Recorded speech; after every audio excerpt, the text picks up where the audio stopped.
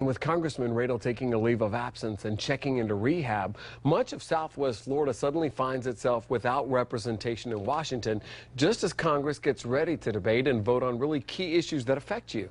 4 in Your Corner's Christy Diamond finding out just what this means for you. Christy?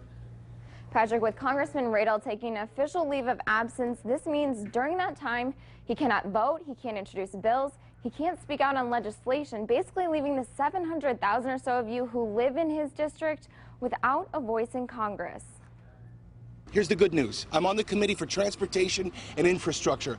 Representative Trey Radel vowing to protect water quality in Southwest Florida's beaches. I will do everything I can to ensure that I'm fighting for the state of Florida. But what happens when that voice is no longer at the nation's capital, instead in rehab? Certainly, we're not going to have the seat at the table. Ray Judah with the Florida Ocean and Coastal Coalition fears what Radel's absence will mean when it comes time to discussing amendments to the Farm Bill and passage of the Water Resources Reform and Development Act. His absence creates a tremendous vacuum here in Southwest Florida, particularly in the area of water resources. Another big issue in Washington. It was inconceivable.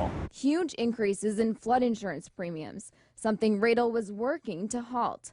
I sat down with poli-sci professor Peter Bergeson to find out exactly what Radel's leave of absence means for the people of Southwest Florida. Do the people of his district have a voice right now in Congress? No, they do not. And if you mean a voice, meaning his presence on the floor, no. If you mean a voice of his presence in committee, no. Bergerson says Radel can still voice his opinions to his staff members, but some constituents say they deserve more. He has a good staff, but that staff, no matter how hard they attempt to try to fill in the gap, do not have the full weight and force of an actual elected representative official that this community was counting on to represent our interests. Had Radel been arrested here in Florida with the same amount of cocaine, it would have been a third-degree felony punishable by up to 5 years in prison under state law. Now, it's worth noting convicted felons are not allowed to vote.